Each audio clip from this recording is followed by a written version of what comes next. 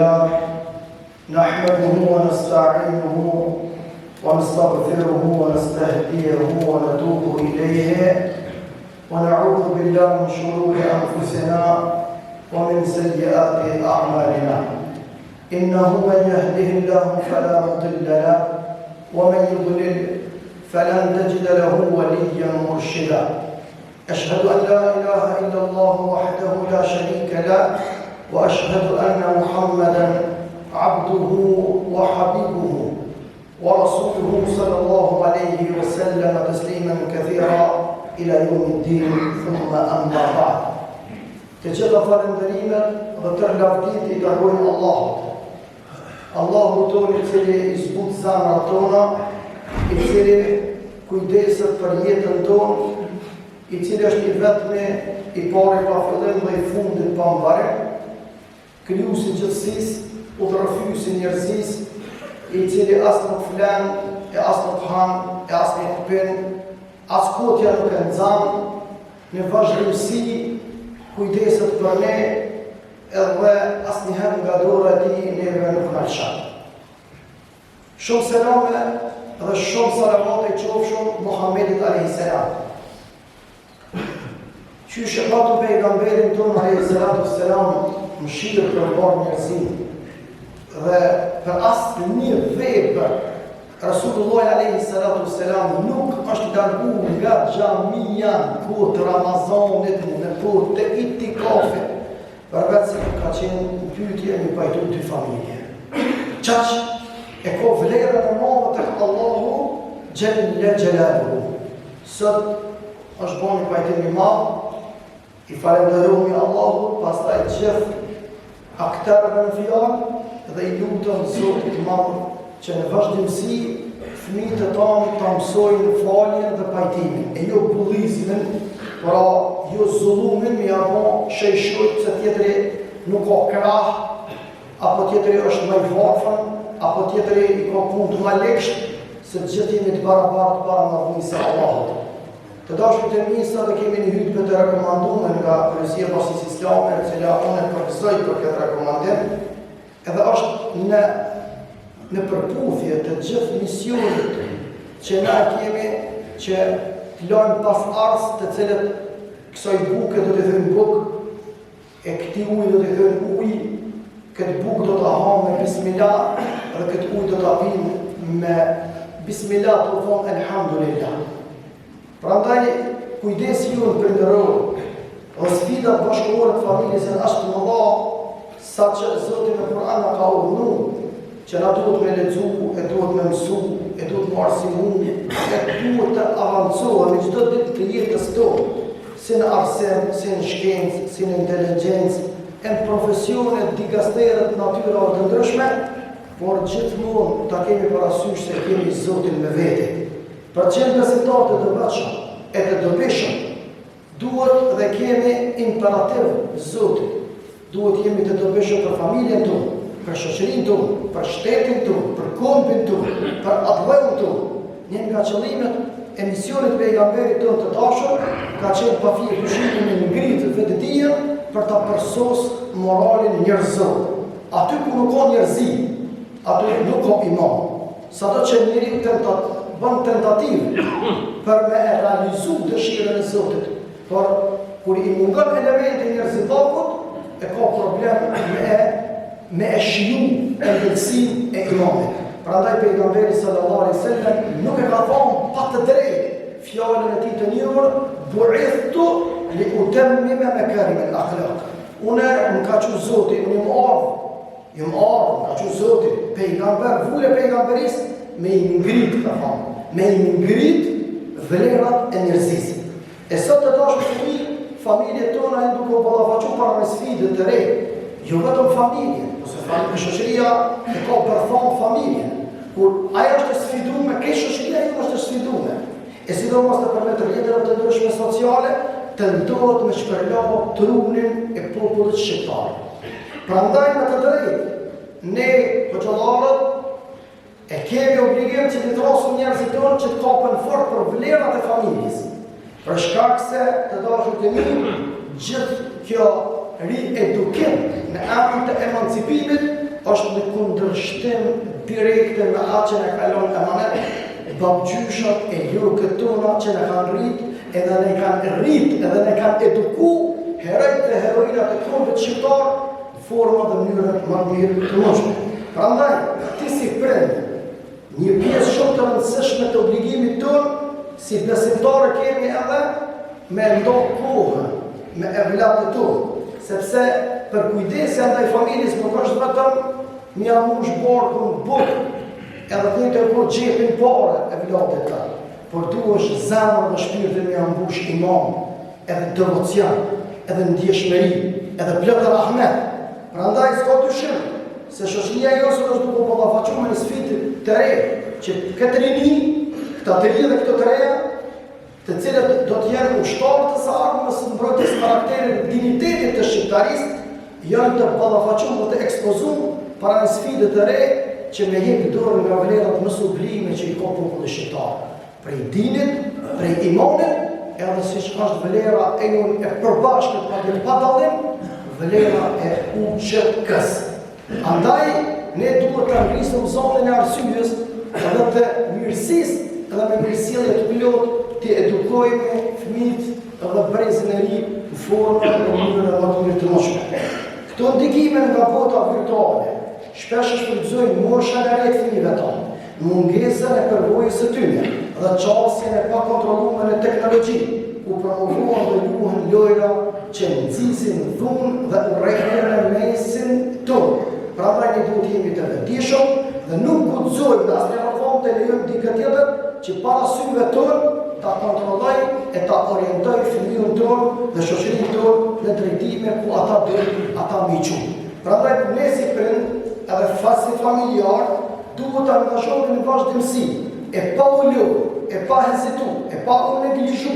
që të gjitha këto rrugë me i adresu dhe të njëjtën kohë burimi kryesor i udhëzimit dhe orientimit fëmijëve tonë me kanë fjala e Zotit, Suneti Muhamedit alayhis salam dhe tradita heroike e popullit shqiptar. Të dashur besimtar, në këto platforma rrjeta sociale po fshihet një dorë huaj që synon të na dëmtojë në shumë aspekte, e sidomos fëmijëve tonë, që dhurata më e çmueshme me të cilën na ka beku Ilumi Zot. Është e domosdoshme që fëmijët tonë të mësojnë e të edukojnë që të dallojnë të vërtetën nga manipulimi dhe prej të gjitha ato që përdoren në anët të emancipimit për t'i largu nga realitetet e ngjyrimit. Ne si shqiptarë kemi ngjyrimin tonë, prandaj në gjenezën e popullit tonë pa fjalë dyshimi frymon fjala e bukur la ilaha illallah, për cilën e kemi emanet që ta ruajmë kulturën dhe identitetin dhe karakterin e popullit shqiptar. Prandaj e kemi obligim që të gjitha ata të cilët mundohen të shpërblojnë trunin këtij populli, edhe mundohen që në anën të emancipimit të keq edukojnë, edhe të largojnë nga morali, nga vërteta, nga realiteti. Madje është tentativë për të shpërblyer trunin edhe për ta keqpërdorur edhe historinë ku na jemi vetë protagonistë kësaj historie të bekuar të vitit 99, që ka kulmuar me simpatinë e të gjithë alatëve tonë të kontorë kryve me ta, me Amerikanët, e të njerëzit tonë që në ndihmuar në UÇK-n, pra me NATO, që erdhën deri sot, e shpallën pavarësinë e Kosovës. Edhe sot jemi duke jetuar të lirë, të qetë. Mirë po të dashur të mi, historia jonë është në tentativë për të rishkruar. Historia jonë është në hulaj për të ridefinuar limitet e saj, edhe për të dhënë konotacion tepër negativ të gjithë asaj kryengritje e cila filloi me paqëdashësi e pastaj u detyruam që ta mbrojmë prapë në shtëpisë tonë, edhe të lejtë Kosovë është duke u rigjikuar atje në hap, e ne kemi obligim që të paktën të dashur të mi mos ta përkrahem të keqen edhe padrejtësinë që po bëhet në anën të së drejtës dhe në anën të vlerave. Vlerë e pakontestueshme, hënë do të kom gjithë ta librat e shajta me mbrojt prapën e shtëpisë, nderin, moralin, fenë, atdhëun dhe çmimi më i lartë i mundshëm. Gjithmonë ka qenë hënë do, mësim të cilën e kemi trashëguar dëm pa dëm, prej gjithë paraardhësve tonë, sa i cili vdes duke mbrojt prapën e shtëpisë, e në stikom në luftës, e duke edukuar në popull në gjeneral, aje ka të garantu me shëjt vapën dhe Allahu ati i kufë shumë falë. Prandaj të dashur të mi, gjithë këta njerëzit tanë, që cilët në këtë kuptimin e fjalës këtë anë e botës, kanë emigruar për shkaqe të cilat ne të gjithë i dini, e kemi obligim të lutemi për ta, sepse Allahu Dhul Xhelal është sebeptari kryesor e pas ti janë vëllezërit dhe motrat tona prej të gjitha viseve, kudo që ata sot jetojnë edhe frymojnë për ta ndihmuar edhe për ta ngritur autoritetin e këtij adhuruari tonë për cilën i kemi bërç Allahut shumë për ndihmën e madhe që ka dhënë popullit tonë. Prandaj sot në mënyrë të heshtur jemi duke u ballafaquar me një fenomen i cili shumë pak është duke u bë dert nga pushtetarët tonë, ajo është emigrimi i heshtur. Vllazër peshen përpara në Shqipëri nuk ka kanë zonë, tash jemi me një grusht njerëz për shkak se kanë dalë një pjesë e madhe e shoqërisë tonë. Veç pas Covidit dhe deri më sot janë shifra alarmante që kanë dalë që nesër vllazën e pas nesër do të jemi të ekspozuar rruna zot edhe me mbylljen e shumë shkollave, e shumë xhamive, e pastaj braktisjen e shumë pleqshme që kanë me në mëshirën e Zotit pa përkujdesin e fëmijëve të tyre. Kjo është turp, do është morë para Zotit, pastaj edhe para njerëzve edhe para forcave të parë të historisë. E ne kemi obligim të vëdësojmë fëmijët tonë që të gjitha ato fushata propaganduese, të cilat kanë qëllim për të polarizuar shoqërinë tonë, e madje disa për të radikalizuar disa të rinj dhe për të orientuar në akte të dhunës, duke keq interpretuar qëllimisht norma fetare, nxitjen e aktiviteteve kriminale edhe për hapjen e pseudo-vlerave që në kundërshtim me vlerat tona fetare dhe kombëtare, ne kemi obligim të qëndrojmë si gardian të kësaj paqe dhe këtij mirëkuptimit ndërvllazëror, pa dallim feje dhe të njëjtën kohë orientimi apo kohë për ka ai vjet. Ne si prind duhet jemi koshient për të dukuri, të kemi komunikim me të bisedojmë me fëmijët tonë, të ndërtojmë besimin me ta dhe të bashkëpunojmë me institucionet arsimore relevante, sa herë që kemi dyshimin më të vogël se fëmiu ka sjellje deviante dhe ka një vepër e cila bie ndesh me kulturën dhe identitetin e të kombit edhe të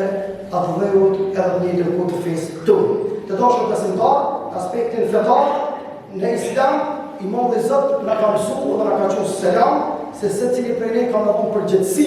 para Zotit për kopjen e tij. Emanet është i madh me pas fëmijë, emanet i madh është me pas kombin e lirë, emanet i madh është me pas shtetin e së drejtës, edhe emanet i madh është me pas siguri e garanci. Nëse nuk kujdesesh për këto, atëherë çyti ka dhënë Zoti deri edhe me të marr. Mirë, po mos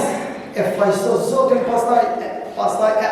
ala të tjerë që na kanë ndihmu për të faqësojmë mëkatet edhe të quarit pesh të veprimeve tona, të cilat nuk shkojnë në nivi me atë kërkesën e Zotit ati i kufshëm fal. Prandaj Zoti thotë në Kur'an në që ne besu kujdesuni për vetën në familjen e juaj. Kjo është thirrje kuranore që na bën me dije neve të gjithë që jemi përgjegjës para Zotit, pastaj edhe para fëmijëve tonë, edhe të dashur të një me përgjithësi intelektuale, thamë edhe këtë para juve, se sikur prindërit tonë, e babgjysha tonë, e lopët tona, e plegjëve tonë, nuk do të kujdeseshin për ne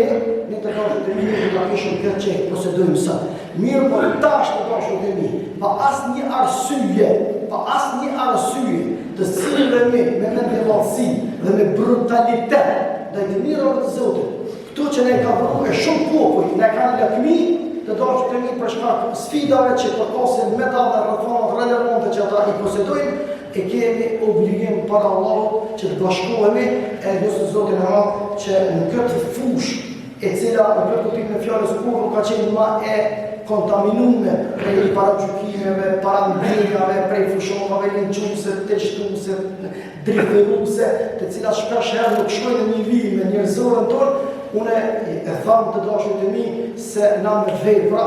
dojmë me i full këti populli, qofshin në institucione apo qofshin domethënë qytetarë të thjeshtë, të gjithë jemi të barabartë para mëdhësisë së Zotit ati qofshin fal, siç na ka thënë Zoti, thuaj Muhammed, punani e Zotit e dashur punën tuaj, i dërguari dhe besimtarë. Zoti na përkraf, e na mbështet, e na lexoj, e na ndihmon. Këta muaj marsi, prilli, maji, qershori janë muaj me plot emocione, janë muaj me plot kujtesa. Prandaj lutëm Zotit Madh që gjithë ata shahidë të cilët i kemi përcjellë para 27 vite e një pjesë e madhe tyre ka qenë edhe shokë tonë pandashëm siç e kisha në shokun tim. Musa që i bën 27 vjet, nesër në 2 maj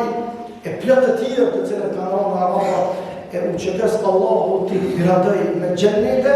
e inshallah ne si pas ars të asoj kauze nuk e krahtojmë me manetin e tyre sepse për krahtar nuk o gjennet. As në dunja, as rahati, por as nuk o garancë në sahatën e dekës e në natën e vorët e në ditën e kiametit që kena me dalë para ti. Falemderit shumë dhe mendje që fshit.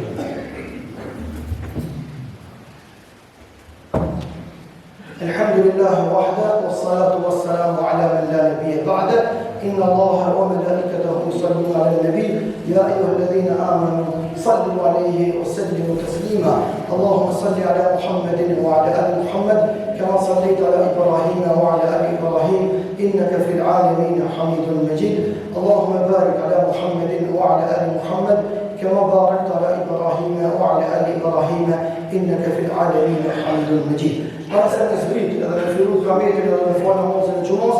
ju kërëjmë në dije se edhe sot kene me qitë prostoqin, për shkak se jemi në valën e renovimit dhe të merremetit xhamis tonë. Xhamia e pjesën qendrore e kemi përfundu, në kam edhe disa pjesë tjera xhamis për ta finalizu